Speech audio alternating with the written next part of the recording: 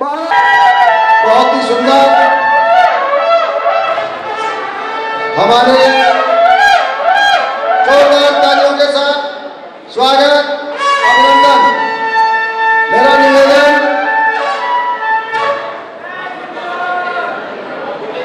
बहुत बहुत स्वागत, बहुत बहुत अभिनंदन। बोलिए भारत माता की, भारत माता की। बहुत ही निर्भीक निडर सन्यासियों के द्वारा माननीय मुख्यमंत्री जी का स्वागत, जोरदार तालियों के साथ स्वागत अभिनंदन।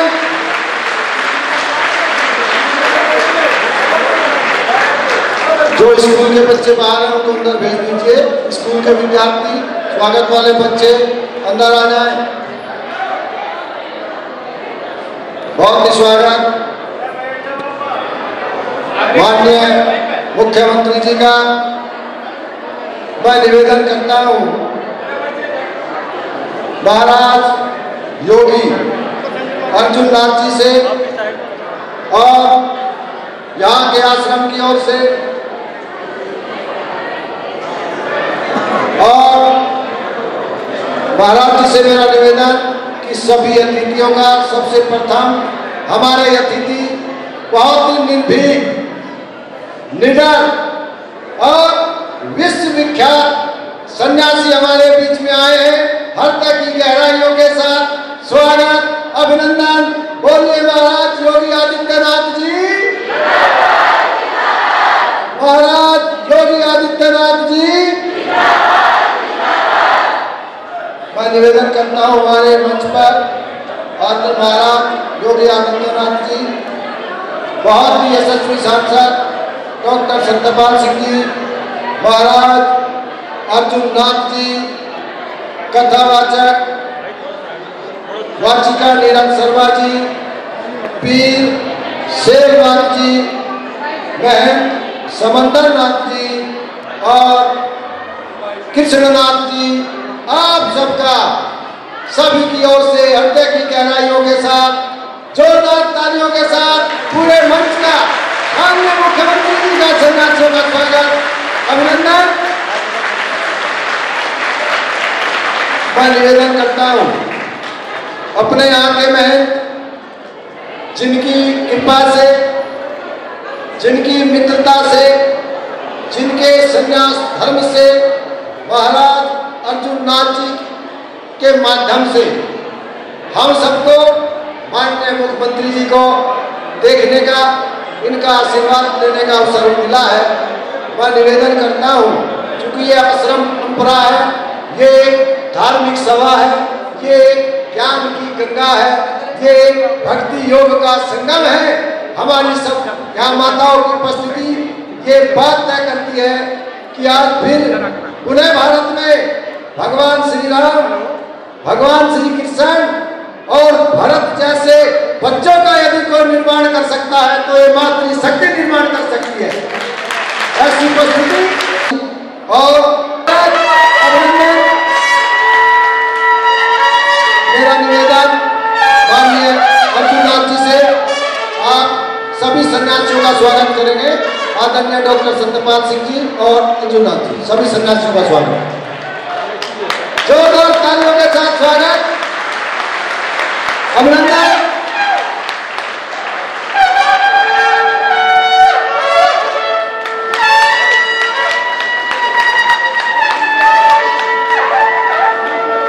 डॉक्टर सत्यपाल सिंह जी का स्वागत अभिनंदन। मेरा निवेदन माननीय के.पी. मलिक जी, राज्य मंत्री उत्तर प्रदेश सरकार, उनका स्वागत अभिनंदन। और मैं निवेदन करता हूँ भाई कपिल जी से कि वो अर्जुननाथ जी का स्वागत करेंगे। कपिल आर्य जी जनपद के वरिष्ठ पदाधिकारी, जनपद में 80 समाज हैं, उनकी ओर से आदरणीय बहन जी का स्वागत। और हमारे बीच में कथावाचक नीरज जी का स्वागत बहन जी करेंगी और उनका पर्चा पहना देंगे। और मेरा निवेदन, अपना स्थान ले लीजिए आप सब। बोलिए भारत माता की। ये हम सब के लिए बहुत ही अभी स्वागत का कार्यक्रम है, उसके बाद शुभारंभ होगा कथा का। अभी स्वागत का कार्यक्रम आरंभ हो रहा है।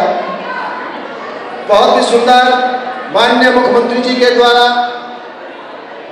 गोरखनाथ आश्रम में इनका पदार्पण हुआ और महाराज श्री के द्वारा 256 किलो का एक घंटा माननीय सांसद जी की गरिमामयी उपस्थिति में, जिसको माननीय मुख्यमंत्री जी ने अपने हाथों से उसको बजा करके उसका उद्घाटन किया। जोरदार तालियों के साथ इनका आभार और धन्यवाद। माननीय मुख्यमंत्री जी ने निर्माणाधीन गोरखनाथ मंदिर का अवलोकन किया कि वो कैसे भविष्य में भव्य बन सकता है, और महाराज लक्ष्मीनाथ जी बाबा छोटे नाथ जी की समाधि पर पुष्प अर्पित करते हुए पूजा अर्चना, नव जो हमारा मंदिर बना है दुर्गा का, उसमें पूजा अर्चना हुई और रुद्राक्ष के पौधे का वृक्षारोपण यहाँ हुआ। वृक्ष लगाओ जीवन बचाओ का संदेश, माननीय मुख्यमंत्री जी का संदेश, हम सब अपने घरों में भी वृक्ष लगाएंगे, ऐसा संकल्प माननीय मुख्यमंत्री जी के वृक्षारोपण से हम सबको प्रेरणा मिली है। जोरदार तालियों के साथ इस बात की आप पुष्टि कीजिए।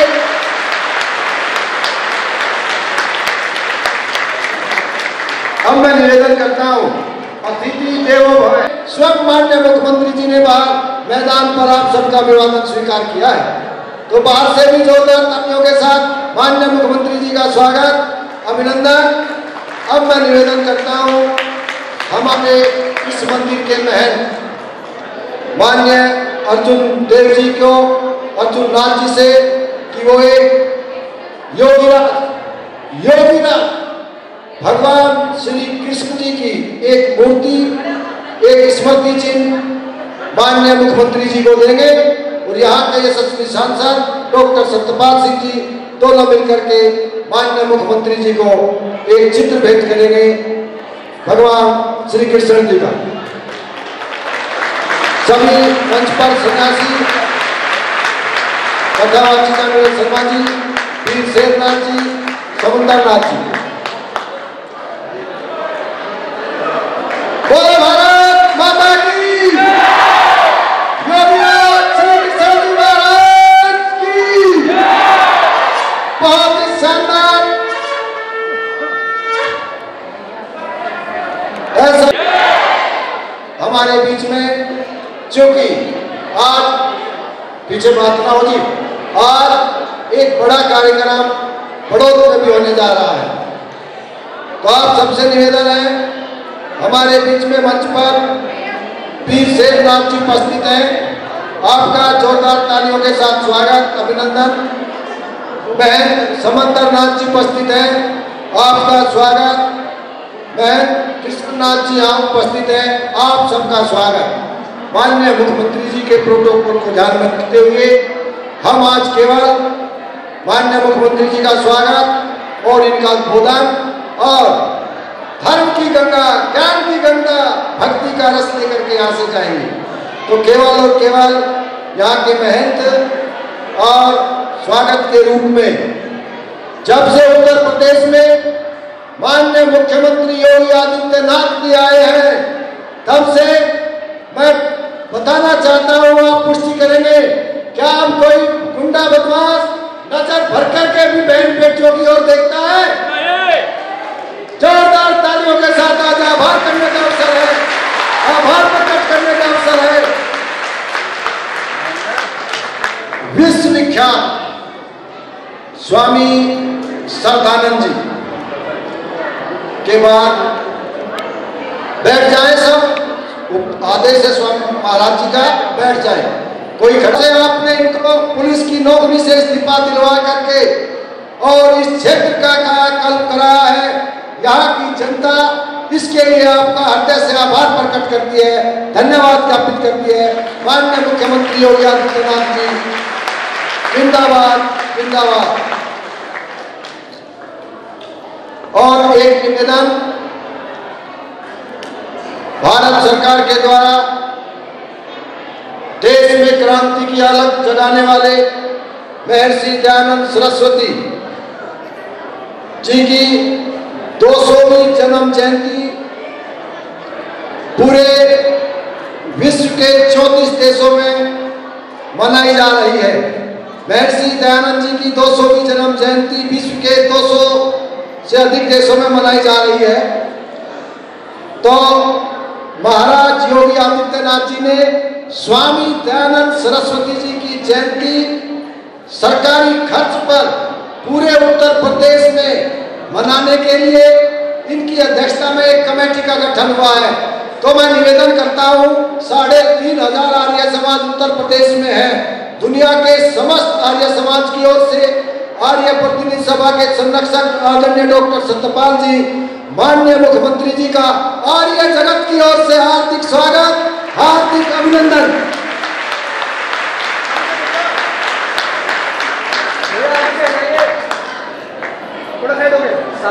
बोले भारत माता की। अब मैं निवेदन करता हूं और एक निवेदन ये करता हूं, तैयार है जब भी आपका आदेश होगा।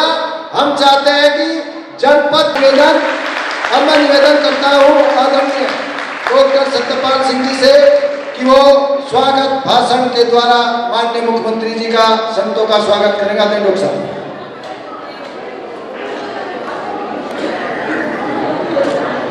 आज के इस बहुत ही भव्य और दिव्य कार्यक्रम के मुख्य अतिथि उत्तर प्रदेश के बहुत ही यशस्वी, बहुत ही तपस्वी, बहुत ही मनस्वी, जिनके एक हाथ इनका साधु का आशीर्वाद का हाथ है और उनके दूसरे हाथ में गुंडों और बदमाशों और गैंगस्टरों के लिए उनके हाथ में अस्त्र और शस्त्र भी है।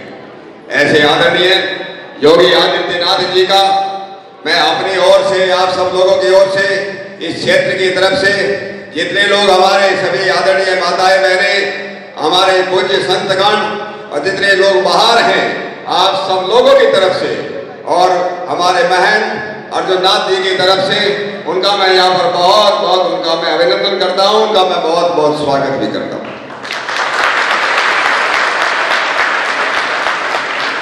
हमारे आदरणीय कथावादक श्री नीरज शर्मा जी, आदरणीय वीर शेरनाथ जी, आदरणीय बहन समुद्रनाथ जी, पंडित कृष्णनाथ जी, हमारे यहाँ के सम्मानीय मंत्री विधायक भाई कृष्णपाल मलिक जी, हमारे संचालक हमारे रवि जी, हमारे कपिल आर्य जी और आप सभी लोगों को मैं सबसे पहले अपनी सादर नमस्ते करता हूँ। हमारे इतने पत्रकार बंधु आए हैं, आप सबका भी मैं स्वागत करता हूँ। मैं अपनी बात केवल 2 मिनट में खत्म करूंगा। आज से लगभग 2500 साल पहले इस देश के अंदर जब चाणक्य हुए, कौटिल्य हुए, उनसे एक सवाल पूछा गया और सवाल ये था कि अगर समाज के अंदर, अगर किसी राष्ट्र के अंदर सुख शांति और समृद्धि चाहिए, सुख भी चाहिए, शांति भी चाहिए, हर एक प्रकार की समृद्धि चाहिए, तो उसका रास्ता क्या है? तो चाणक्य ने कहा था कि सुखस्य मूलम धर्म है, सुख का मूल धर्म है। जहां धर्म है वहीं पर सुख होता है। उससे आगे प्रश्न किया गया चाणक्य महाराज से कि जो धर्म का मूल क्या है, तो उन्होंने कहा धर्मस्य मूलम अर्थ है, धर्म का मूल जो है वो अर्थ है। कम से कम इतना तो होना चाहिए कि आदमी अपना घर पेट कर सके, अपने का काम कर सके। और इसलिए हम लोग कहते हैं कि भूखे भजन में हो गोपाला, ये लो अपनी कंठी माला। और आज हमारे महाराज योगी आदित्यनाथ जी ने जो इस क्षेत्र के ऊपर जो कृपा की, जो आशीर्वाद दिया, अर्जुननाथ जी का यहाँ छोटा सा एक आश्रम था, इस आश्रम को एक भव्य आश्रम बनाने का जो काम किया है, ये पूरे क्षेत्र का गुरु गोरक्षनाथ के नाम पर जो है ये आश्रम यहाँ आपने स्थापित किया, आपके आशीर्वाद से इतना भव्य बना है कि पूरे क्षेत्र के अंदर, पूरे बागपत के आसपास के क्षेत्रों के अंदर भी ये धर्मनाथ इस तरह घंटा जो बजा है, तो 256 किलो का जो घंटा है, उससे भी ज्यादा आवाज इस आश्रम के गुरु गोरक्षनाथ जी की इस क्षेत्र में होगी। धर्म का नाद और धर्म का निनाद होगा। इसलिए मैं पुनः महाराज अपने माननीय मुख्यमंत्री योगी आदित्यनाथ जी का धन्यवाद करता हूं। फिर आगे चाणक्य से फिर पूछा गया कि ये आप कह रहे हैं कि अर्थ जो है धर्मस्य मूलम अर्थ है। अरे अर्थ का मूल क्या है, अर्थ की जड़ क्या है? तो आचार्य चाणक्य ने कहा था अर्थस्य मूलम राज्यम। जब राज्य अच्छे होते हैं तभी धर्म चलता है, नहीं तो कोई पूछने वाला नहीं। आज उत्तर प्रदेश के अंदर जो धर्म ध्वजा फैल रही है, जो ओम का झंडा ऊंचा हो रहा है भारतीय संस्कृति के लिए, इस प्रकार से हमारे क्षेत्र के अंदर भगवान राम का मंदिर बन रहा है और आगे आने वाले अभी 22 जनवरी को रामलला उस मंदिर के अंदर स्थापित होंगे। ये केवल मंदिर की बात नहीं है, इस देश की सनातन संस्कृति का वो एक परिचायक है। और उसके लिए भी मैं आप सब लोगों की तरफ से, पूरे बागपत की जनता की तरफ से हम आदरणीय योगी आदित्यनाथ जी का मैं बहुत बहुत आभार, उनका मैं बहुत बहुत अभिनंदन करता हूँ। मित्रों, मैं आज श्रीमद् भागवत कथा यहाँ पर हो रही है। श्रीमद् भागवत कथा का एक बहुत ही सुंदर एक उसका श्लोक आता है, सत्यवरम सत्यपरम तिरल सत्यम सत्यस्य सत्यस्य योनिर्निहितम च सत्ये सत्यस्य सत्यात्मकं तां शरणं प्रपन्नः। ये हम सब लोग सत्य के पीछे चले, जहाँ सच्चाई होगी वही धर्म होगा। और इसलिए विदुर जी से जब ये सवाल पूछा गया कि धर्म की रक्षा कौन कर सकता है, उन्होंने कहा था सत्येन रक्षते धर्मो, जहाँ सत्य है, जहाँ सच्चाई है। आज हमारे उत्तर प्रदेश की इस राजगद्दी पर एक सच्चाई का शासन है, इसलिए गुंडे बदमाश आज उत्तर प्रदेश छोड़ करके भाग रहे हैं। उत्तर प्रदेश उत्तम प्रदेश बनता जा रहा है। मैं पुनः आज हमारे आदरणीय मुख्यमंत्री योगी आदित्यनाथ जी का ये आशीर्वाद देने के लिए हमारा ये केंद्र बिंदु जो बन रहा है, ये केंद्र बिंदु ये है, ये गुरु गोरक्षनाथ की ये धरती, उनकी ये पवित्र भूमि, जहाँ उन्होंने कितने हमारे नाथ संप्रदाय के कितने संतों ने कितनी तपस्या की होगी धरती को, ये धरती आज फली फूलित हो रही है। हम बताते जो बाहर में महाराज जो तालाब है, कहते थे कि यहाँ तालाब का पानी इतना अच्छा होता था कि चमड़े की बीमारी, जितनी स्किन की बीमारी सब खत्म हो जाती थी। मैं कहता हूँ दुनिया में सबसे ज्यादा बड़ी बीमारी अगर की चीज जिनकी है, हम कहते जल का प्रदूषण हो गया, हम कहते वायु का प्रदूषण हो गया, हम कहते जमीन का प्रदूषण हो गया, लेकिन सबसे बड़ी प्रदूषण का नाम विचारों का प्रदूषण है। और ये विचारों के प्रदूषण को दूर करने का, जो दुनिया के अंदर मार्केट के अंदर कोई साबुन नहीं मिलता, कोई डिटर्जेंट नहीं मिलता, और इसलिए इन मनों के प्रदूषण का, विचारों के प्रदूषण को दूर करने का जो काम करेगा, ये गुरु गोरक्षनाथ की ये जो मंदिर बना है, ये जो आश्रम बना है, ये जो सत्संग हाल बना है, ये उसको दूर करेगा। इसलिए मैं पुनः आदरणीय मुख्यमंत्री जी का बहुत बहुत आभार व्यक्त करता हूँ, अभिनंदन करता हूँ। एक बात जरूर है, ये जो मंदिर शुरुआत हुई है, एक देवी का मंदिर और गुरु गोरक्षनाथ का मंदिर, अभी थोड़ा सा उसमें बाकी है। इसे महाराज जी आपकी ऊपर भी कृपा की यहाँ पर जरूरत है, ताकि ये भव्य जगह पर बदल करके इस क्षेत्र का वो करते रहे। आप सभी को साथ नमस्ते करता हूँ, अपनी बात को विराम देता हूँ। बहुत बहुत धन्यवाद। ये मंदिर वैचारिक प्रदूषण को इस क्षेत्र से समाप्त करने का काम करेगा। अब मैं बहुत ही निर्भीक, स्वामी श्रद्धानंद के बाद यदि दुनिया में कोई निर्भीक सन्यासी नजर आ रहे हैं, मैं देख पा रहा हूं उनकी कार्यशैली, और इस क्रांति धरा पर उत्तर प्रदेश के आखिरी छोर पर विश्वविख्यात सन्यासी, निर्भीक सन्यासी, हम सबके मुखिया और संत, जो केवल राष्ट्र के लिए अपना जीवन समर्पित कर दिया है, ऐसे मुख्यमंत्री योगी आदित्यनाथ जी का आप सबके द्वारा, जो हमारे साथी बाहर हैं, जोरदार तालियों के साथ इनका स्वागत, इनका अभिनंदन। और मेरा विनम्र निवेदन, माननीय मुख्यमंत्री जी हम सबको अपना आशीर्वाद देंगे। माननीय मुख्यमंत्री जी योगी आदित्यनाथ जिंदाबाद, जिंदाबाद।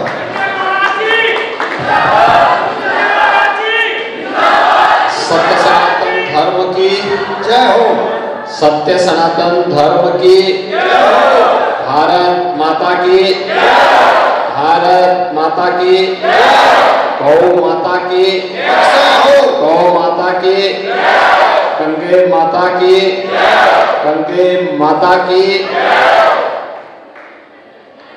श्रीमद् भागवत महापुराण कथा शुभारंभ के अवसर पर व्यासपीठ पर विराजमान कथा वाचिका के रूप में यहाँ पर विशेष रूप से उपस्थित सुश्री नीरज शर्मा जी,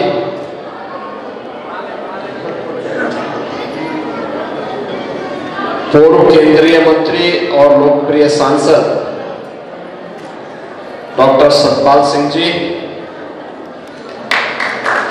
प्रदेश सरकार में मंत्री श्री के.पी. मलिक जी,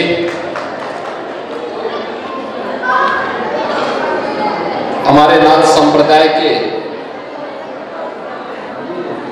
जो प्रमुख संत हैं उनमें 12 के श्री महंत कृष्णनाथ जी, 18 के श्री महंत समुद्रनाथ जी, जूनागढ़ गुजरात और पेवा हरियाणा दोनों जगह पर श्री महंत के रूप में अपनी सेवाएं दे रहे हैं श्री महंत शेरनाथ जी महाराज, बेगबारा पंथ योगी महासभा नाथ पंथ से जुड़े हुए और खड़दर्शन संप्रदाय से जुड़े हुए सभी हमारे योगी सन्यासी और पूज्य संतजन, इस पूरे कार्यक्रम के आयोजक श्री महंत योगी अर्जुननाथ जी, आयोजन समिति से जुड़े हुए सभी श्रद्धालुजन, उपस्थित सभी माताएं, नौजवान साथियों, पागपत की धरती महाभारत कालीन धरती के रूप में जानी जाती है। कहते हैं भगवान श्री कृष्ण ने जिन 5 गांवों को मांगा था उनमें से बागपत भी एक था, और इसी जनपद के इस बड़ौद क्षेत्र में आज बाबा गोरखनाथ आश्रम में श्रीमद् भागवत महापुराण की इस पावन कथा का शुभारंभ इस भव्य सभागार में प्रारंभ करने का सौभाग्य मुझे प्राप्त हुआ है। इसके लिए योगी अर्जुननाथ जी को और उनके साथ के सभी योगेश्वर जितने श्रद्धालु भक्त हैं उन सबको हृदय से धन्यवाद देते हुए आप सबका मैं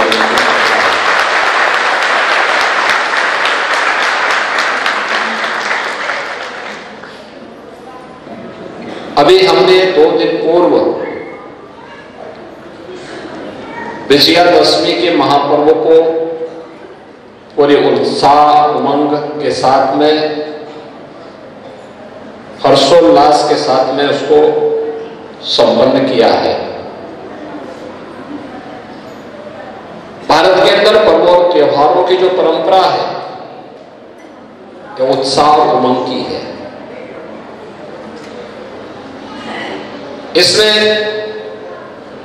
शोक के लिए कोई जगह नहीं है, दुख के लिए कोई जगह नहीं है, उत्साह और उमंग के लिए है। हमने सकारात्मक सोच के साथ भारत की परंपरा को सदैव एक सकारात्मक भाव के साथ आगे बढ़ाने का कार्य किया। यह भारतीय ऋषि परंपरा की साधना और सिद्धि का परिणाम है। अच्छा सोचो, अच्छा करो, परिणाम अच्छा ही आएगा, और उस अच्छे के लिए ही ये सब कार्य हुए हैं। सत्य, धर्म और न्याय की विजय का पर्व है विजयादशमी। प्रभु श्री राम की रावण पर विजय के फलस्वरूप पूरे भारतवर्ष में और दुनिया में जहां कहीं भी सनातन धर्मावलंबी रहता है वह इस पर्व और त्योहार के साथ जुड़ करके इस उत्साह और उमंग का आनंद लेता है। इस धरती का यह सौभाग्य है, इसने भारत के इतिहास को बनाया है, भारत के इतिहास को बनते हुए देखा है, उसके साथ आगे बढ़ा है। याद करिए 5000 वर्ष पहले जिस धरा पर भगवान भगवान श्री कृष्ण ने 5 गांव मांगे थे और जिसमें से एक गांव आपका जनपद भी है। ये वही धरती है। जब कौरव ने मना कर दिया कि नहीं, हम दुर्योधन ने कहा कि नहीं, 5 गांव तो दूर 1 इंच जमीन नहीं देंगे, तो महाभारत भी हुआ था। महाभारत के बाद महाभीषण संग्राम हुआ। उस महायुद्ध के बाद जो जनधन की हानि हुई, मानवता पूरी तरह लहूलुहान हो चुकी थी, ज्ञान विज्ञान की पूरी परंपराएं एक प्रकार से नष्ट सी हो गई थी, तब भगवान वेदव्यास ने, जो स्वयं अब इस पूरे युद्ध के दृष्टांत थे, उनके सामने सारी घटनाएं घटित हुई थी, उन्होंने महाभारत जैसा महाकाव्य के रूप में एक ग्रंथ भी रचा और भारत का इतिहास है। और उस कालखंड में उन्होंने इस बात की घोषणा भी की कि धर्म, अर्थ, काम और मोक्ष से जो 4 मानवीय पुरुषार्थ हैं, इनसे संबंधित दुनिया में जहां कहीं भी कुछ है वह सब इस ग्रंथ में है, और जो इस ग्रंथ में नहीं वह अन्यत्र कहीं नहीं। धर्मे अर्थे च कामे च मोक्षे च भर्तर्षभ यदि हास्ति त्वदन्यत्र यन्ने हास्ति न त्वत्क्वचित्। जो यहां नहीं वो अन्यत्र कहीं नहीं। ये भारत का ही कोई ऋषि कर सकता है, ये दावा कोई ऋषि ही इस बात की कर सकता है। यानी जो मैं लिख रहा हूं वही दुनिया में है, और जो दुनिया में है वो सब इसमें है, लेकिन जो इसमें नहीं है वो अन्यत्र कहीं नहीं मिलेगा। तो भारत का कोई ज्ञान का प्रयास है। और कहते हैं कि जो उनकी अंतिम रचना थी वह थी श्रीमद् भागवत महापुराण। उन्होंने वेदों को एक संयोजन किया, सर्वसुलभ बनाने का रास्ता प्रशस्त किया।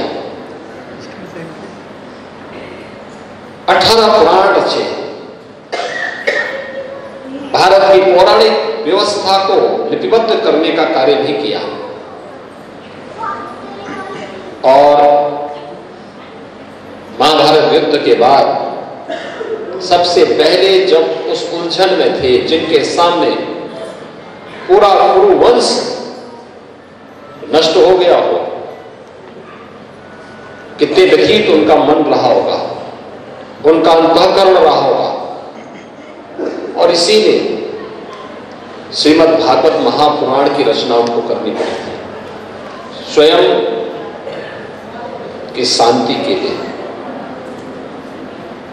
अपने अंतःकरण की शांति के लिए और आने वाले मानवता के कल्याण के लिए। श्रीमद् भागवत महापुराण की एक कथा एक ज्ञान यज्ञ भी है, क्योंकि ये मोक्ष से जुड़ी हुई कथा है, मुक्ति से जुड़ी हुई कथा है। हम धाम दर्शन करने जाते हैं इसलिए जिससे मुक्ति का मार्ग प्रशस्त हो सके। हम लोग तीर्थों में जाते हैं इसलिए हमें मुक्ति मिल सके। हम कोई दान करते हैं इसलिए हमें मुक्ति मिल सके। हम कोई यज्ञ करते हैं इसलिए हमें मुक्ति मिल सके। मुक्ति मोक्ष का ही पर्याय है, और मोक्ष का मतलब, मुक्ति का मतलब जिस संकल्प के साथ हम पढ़े हैं उसमें पारंगत होना, पास हो जाना। अलग अलग श्रेणी के व्यक्ति के लिए मुक्ति की अलग अलग व्याख्या हो सकती है। एक सन्यासी के लिए जन्म मरण के बंधन से सर्वथा मुक्त हो जाना, एक सत्गृहस्थ के लिए उसके द्वारा किए गए सत्कर्मों का अच्छा फल उसे प्राप्त हो जाए,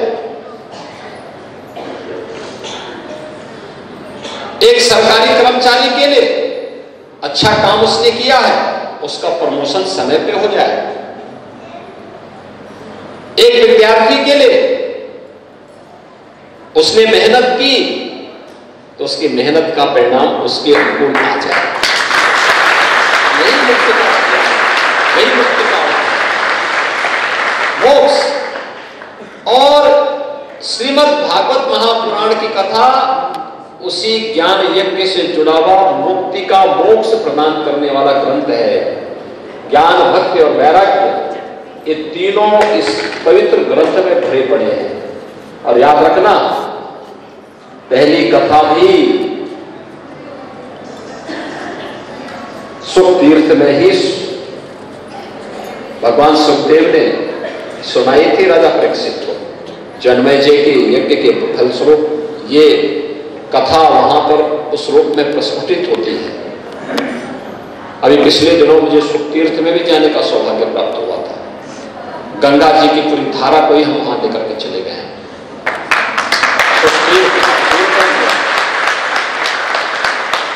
हजारों वर्षों की जो तमन्ना थी आज वहां पूरी हुई है। और आज यहां पर योगी अर्जुननाथ जी ने इतनी बड़ी संख्या में संतों को, योगेश्वरों को, इतनी बड़ी संख्या में श्रद्धालु जनों को, इतनी बड़ी संख्या में माताओं को, बाहर में भारी संख्या में लोग खड़े हैं। मैं तो ये सोच रहा था कि मैं नवरात्रि और विजयादशमी के बाद में भागवत में जल्दी जा रहा हूं। ऐसा तो नहीं है कि लोग आए नहीं होंगे, मैं वहां अकेले रहूं, लेकिन यहां आकर के मुझे बहुत अच्छा लगा।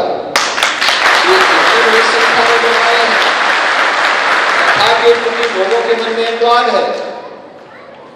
दूसरा है कि योगी कैसे जंगल में मंगल कर देता है, योगी अर्जुननाथ जी ने करके दिखाया। 256 किलो का घंटा तो हम लोगों ने बाहर अभी उसको बजाया ही। भारत की परंपरा में घंटा यह जागरण का प्रतीक होता है।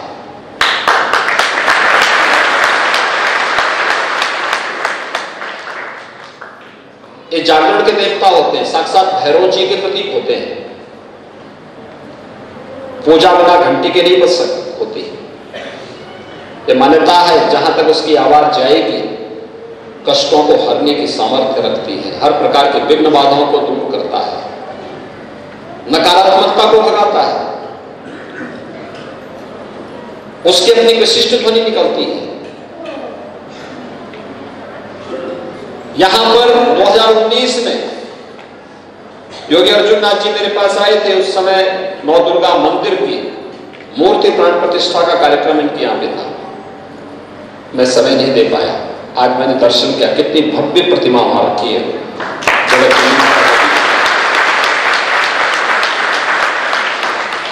आप सबका सहयोग उनके साथ में रहा तो देखिए एक योगी ने कैसे इतना बड़ा सभागार और इतना अच्छा सरोवर भी यहाँ के लोगों के लिए दे दिया।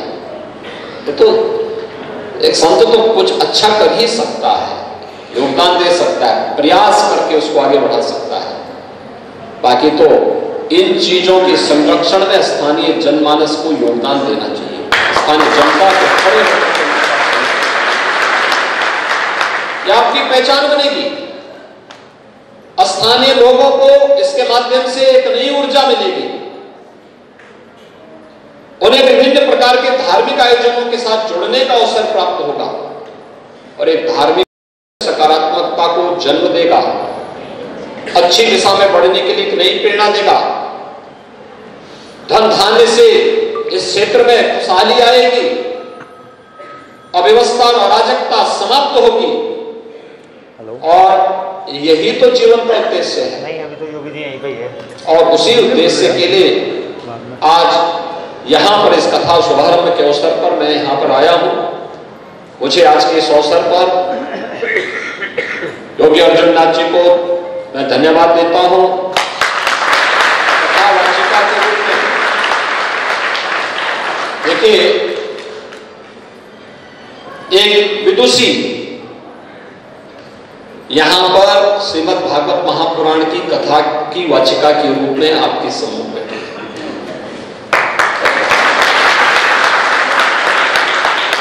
वेदों की बहुत सारी ऋचाएं ऐसी हैं जो भारत की किसी विदुषी ने रची है, अलग अलग कालखंडों में रची है। कौन कहता है कि महिलाएं वेद नहीं पढ़ सकती? कौन कहता है कि महिलाएं संस्कृत नहीं पढ़ सकती? कौन कहता है कि महिलाएं जीवन के किसी एक क्षेत्र में जाकर के नेतृत्व नहीं कर सकती? हमें जब विद्या के अधिष्ठात्री देवी के रूप में किसी की अर्चना करते हैं तो देवी सरस्वती की ही पूजा करते हैं। तो फिर एक विदुषी के श्रीमुख से श्रीमद् भागवत महापुराण की कथा का सुनना आप सबके लिए सौभाग्य का विषय होना चाहिए और आप सब इस पूरी कथा का श्रवण करें। कथा के मर्म को जानने सुनने का एक अवसर आप सबके पास होगा। हमें इन प्रसंगों को जो आपसे जुड़े हुए होंगे उनसे प्रेरणा प्राप्त करनी चाहिए। अपने जीवन में उनमें से कुछ को भी अगर हम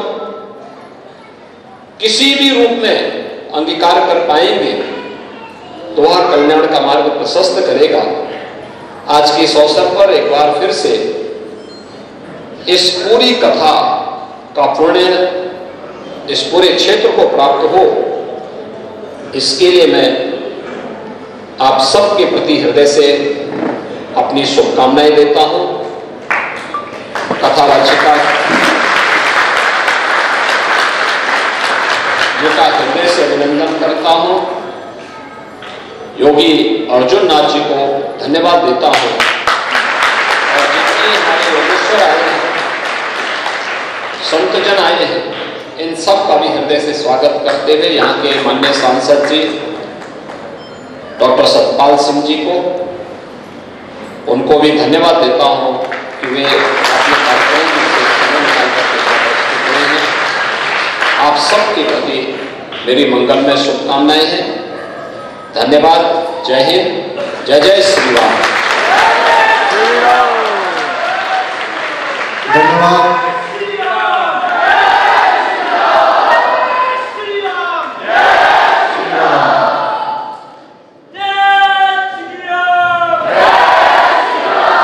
बहुत ही शानदार, बहुत ही उद्बोधन, हम सबके लिए प्रेरणा का स्रोत। बोलिए महाराज योगी आदित्यनाथ जिंदाबाद, जिंदाबाद। महाराज योगी आदित्यनाथ,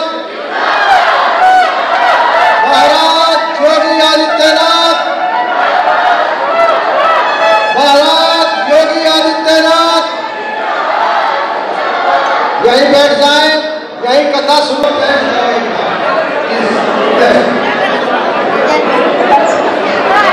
सभी बैठ जाए। हमारे में सब सुनेंगे प्रसाद के रूप में भोजन की व्यवस्था है। माता जी बैठ जाओ, बहनी बैठ जाओ, जी बैठ जाए। हमारे आर्य समाज के 2 गढ़ से हैं। बागेराम जी, भाई जी सहयोग करें, एक बार बैठा दे सबको प्लीज।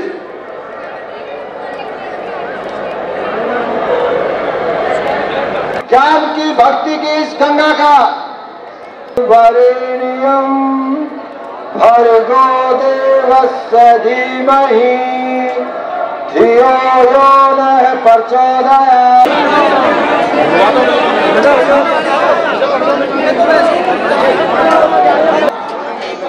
कुछ समय बाद कथा का शुभ